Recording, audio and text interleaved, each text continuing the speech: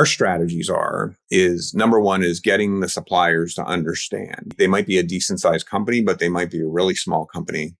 They don't even know what scope 1 and scope 2 is. They don't really totally understand sustainability. They're hearing about it. They're starting to get all these questionnaires that these companies are sending them. They're like, most of them don't even know what to do with them or fill them out, except for the really advanced ones.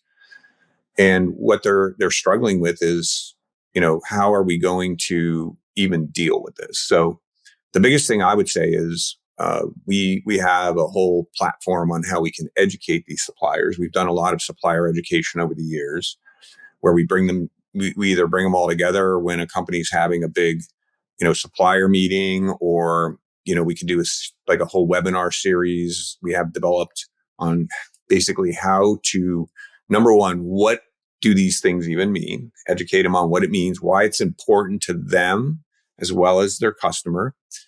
And then basically teaching them how to do the benchmarking and measurement of their scope 1 and scope 2 and getting them to understand that. And then the other thing that's really important is to get them to start looking at, once they understand their scope 1 and scope 2, start to look at doing things like sustainable operations assessments.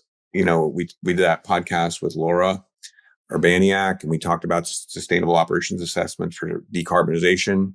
Those are excellent. But with all these manufacturers, many of them have never done anything like that, where they've even, number one, they don't know what their scope 1 and 2 is, but they haven't really focused on energy efficiency or even looking at renewable electricity or carbon-free electricity options. If they're in other countries, that's not been a requirement so much. So I'd say the biggest thing that anybody could do that's got this thing that wakes them up at 2 a.m.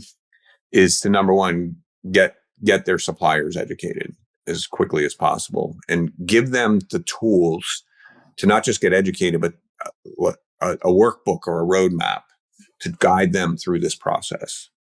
So that's the first thing. And then the other thing is, if there are suppliers out there that are really important to some of these companies, they could have the company itself could go out and try to work directly with those suppliers, or they could hire someone like a consultant to come in and go out and do some of these sustainable operations benchmarking and sustainable operations assessments and get the ball rolling for the supplier, basically holding their hand, pushing them along and getting them to move forward on this.